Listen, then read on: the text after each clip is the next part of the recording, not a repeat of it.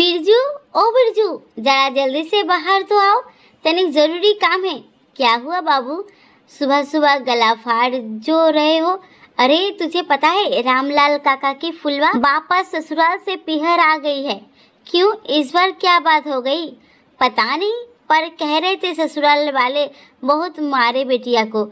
अरे जल्लादों के घर ब्याह दिया है बेटी को, पिछली बार भी मार पीट कर छोड़ गए थे।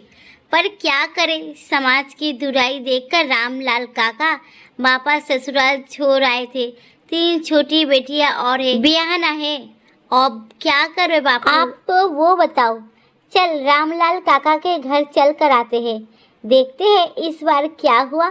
ऐसा कहकर बिरजू अपने बापू रतनलाल को रामलाल काका के घर की तरफ लेकर चल पड़ा। रामलाल काका का घर ज़्यादा दूर नहीं था। दोनों जल्दी ही रामलाल काका के घर पहुंच गए। वहां जाकर देखे तो रामलाल काका बाहर खट पर सिर पकड़ के बैठे हैं और काकी रो रही है। घर में मातम सा माहौल है। रतनलाल जी ने रामलाल काका से पूछा, भाई रामलाल, क्या बात है? सुना है फुलवा वापस आ गई। बहुत मारे हैं क्या उसके ससुराल वाले उसको? हाँ, कल रात को ही उसका पति यह छोड़ गया था। बहुत बुरी तरह से मारे हैं हमारी बेटिया को। आंखों में फिर भी शर्म लिहाज नहीं, क्यों मारा? कारण तो बताओ। कुछ तो बोल रहा होगा वो बेशर्मा आदमी ने। हाँ, कह रहा था जब काम ढंग से करना आ जाए और सास और पति का लिहाज करना आ जाए तब भेज दियो। अच्छा, जरा बुलाना फुलवा बेटिया को बाहर, तनिक उससे बात करनी है। रामलाल काका ने अपनी बिटिया को बाहर बुलाया। जब फुलवा बाहर आई तो उसे देखकर रतनलाल और बिरजू दोनों सकते में आ गए। आंखें सूजी हुई, चेहरे पर चोट के निशान, हाथ और गले पर नील पड़ी हुई देखकर बहुत ही गुस्सा आया, पर खुद को संयमित रखकर रतनलाल ने कहा, क्या हुआ बिटिया, इस तरह क्यों मारा? फुलवा चुप रही।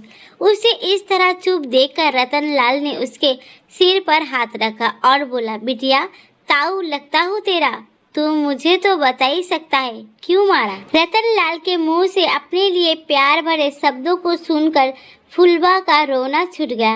रोते हुए बोली, ताऊ जी क्या बताऊँ, जल्लाद है वो लोग, छोटी छोटी बातों पर बहुत मारते हैं, बहू नहीं नौकरानी समझते हैं। अगर कुछ बोलूं तो मारने लगते हैं और कहते हैं तुझे ब्याह कर किस लिए लाए हैं। ये सब कब से चल रहा है? ब्याह कर गई थी तब से ऐसा ही बर्ताव करते हैं। दूसरे दिन सुबह सुबह ही कमरे में आकर सासू माँ ने चाटा मार दिया और बोली, तेरे होते हुए मेरी बेटी काम कर रही है, शर्म नहीं आती? बेचारी सुबह सुबह काम में लगी है और तू यहाँ कमरे में बैठी हुई है। तब रतनलाल ने पूछा, तेरे ससुर ने कुछ नहीं कहा क्या? क्या कहेंगे, बीवी के सामने जबान नहीं चलती उनकी। दोनों माँ बेटे अपनी मनमानी करते रहते हैं। आपकी बार क्या हुआ? रतनलाल ने पूछा। ताऊ जी सच बोला था, इसीलिए 4-5 दिन हो गए ढंग से खाना नहीं खाया मैंने। इतना काम करो फिर भी भरपेट रोटी तक नसीब नहीं होती। रोटी ज़्यादा बन जाए तो सुनने को मिलता है अपने बाप के घर से लेकर आई थी क्या, और कम पड़ जाए तो कोई ज़रूरत नहीं है अलग से बनाने की। दिन भर रोटी तोड़ती रहती हो, एक टाइम भूखे रह जाओगी तो मर नहीं जाओगी। इंसान हूँ, जानवर नहीं। बस यही बोला कि दिन भर काम करती हूँ, कम से कम रोटी तो खाने को दे दिया करो। उस पर दोनों माँ बेटे ने मिल करके मुझे मारना शुरू कर दिया। जब बेहोश हो गई तब जाकर के पीछा छोड़ा। अब बर्दाश्त नहीं होता ताऊ जी। देख फुलवा, तू चुप है इसीलिए वो लोग ताकतवर है। अपनी खामोशी को उनकी ताकत ना बना, बाकी तू खुद समझदार है। 10-12 दिन बाद रामलाल का फुलवा को समझा बुझा कर वापस ससुराल छोड़ आए, पर इस बार फुलवा पूरी तरह से तैयार थी। आप जो बहू मार खाने के बाद भी दूसरी नहीं बल्कि तीसरी बार भी लौट कर आ गई हो। ससुराल वालों को तो अपने आप ही बहाना मिल जाता है उसे परेशान करने का। दूसरे दिन फुलवा ने खाना बनाया तो खाने में नमक कम है। इस बात को लेकर उसकी सास ने चिल्लाना शुरू कर दिया। फुलवा ने नमक लाकर रख दिया और कहा कि माँ, नमक कम है तो नमक डाल लीजिए। सुनकर सासू जी और ज़्यादा भड़क गई।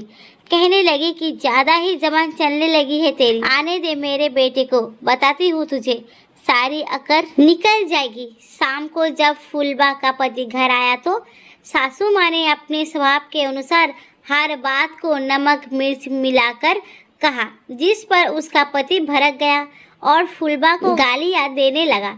फुलवा ने कहा कि नमक कम था तो नमक डाला जा सकता था, उस पर बेवजह का हंगामा करने की कोई ज़रूरत नहीं है। पर फुलवा के पति को ये अपनी शान के खिलाफ लगा कि पहली बार उसकी पत्नी ने पलटकर जवाब दिया है। उसने आओ देखा ना ताऊ उठाया लठ और फुलवा को मारने लगा। लेकिन इस बार फुलवा ने भी ठान रखी थी, जैसे ही उसका पति उसे लठ से मारने लगा वैसे ही फुलवा ने लठ पकड़ लिया और जोर से चिल्लाई, इस बार कमजोर मैं भी नहीं हूँ, छू कर दिखा, हाथ पैर तोड़ के न रख दूँ तो। फुलवा का रुद्र रूप देख करके उसका पति एक बार तो बिल्कुल सकते में आ गया। पर इतने में सासू माँ जोर से चिल्लाई, ज्यादा ही जबान चलने लगी है तेरी, अपने पति के सामने बोलती है, शर्म बेस खाई है। फुलवा ने कहा, हाँ बोलती हूँ, मैं चुप हूँ इसलिए तुम ताकतवर हो, सामने करोगे तो चुप भी नहीं रहूंगी। चुप रहकर बहुत मार खा ली मैंने, आज के बाद हाथ उठाया तो ये याद रखना, तुम्हारी मार तो मुझे पड़ेगी लेकिन उससे पहले तुम लोगों के हाथ पैर तोड़ दूंगी। बहुत बर्दाश्त कर लिया मैंने। सासू माँ बोली, अरे लल्ला, कैसे कैंची की तरह जबान चल रही है इसकी, इसके बाप को तो बुला जरा, देखो तो क्या सिखा कर भेजा है इसे। हाँ बुलाओ मेरे बाप को, बहुत इज्जत के नाम पर मार खा ली मैंने। मार मुझे पड़ती है, मेरे बाप को नहीं। घाव मुझे लगते हैं, मुझे दर्द होता है, चाहे तो पूरी पंचायत बुला लो। आप तो मैं बेशर्म हो गई, आप बस और नहीं, मैं मेरी खामोशी तुम लोगों की ताकत नहीं बनने दूंगी। फुलवा का ये रुद्र रूप देख करके अब किसी की हिम्मत नहीं हुई उसके आगे कुछ बोलने की। पर आज फुलवा खुश है, एक हिम्मत काफ़ी है जिंदगी की मुसीबतों को दूर करने के लिए। खामोशी तब तक ही ठीक है जब तक वो नुकसान ना दे। ऐसी खामोशी भी किस काम की जो शरीर पर चोट के अलावा कुछ ना दे।